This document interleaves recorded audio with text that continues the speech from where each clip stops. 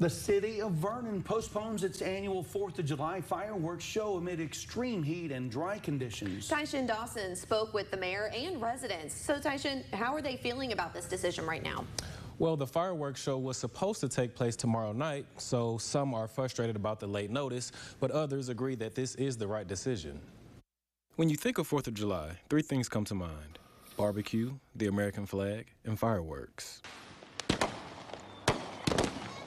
Unfortunately for the city of Vernon, due to extreme heat and dry conditions, they will be without their annual fireworks show. We moved the location this year from where we've normally had it to Roy Orbison Park.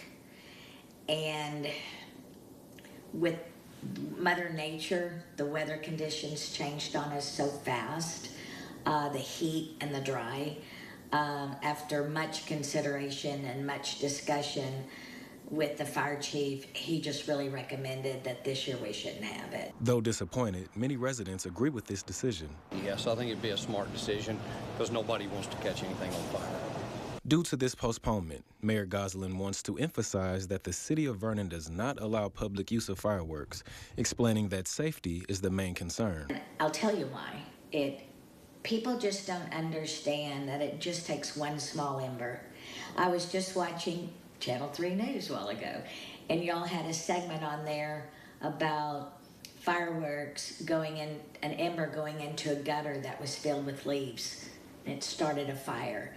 You know, I enjoy fireworks. I was a kid. My grandchildren love fireworks.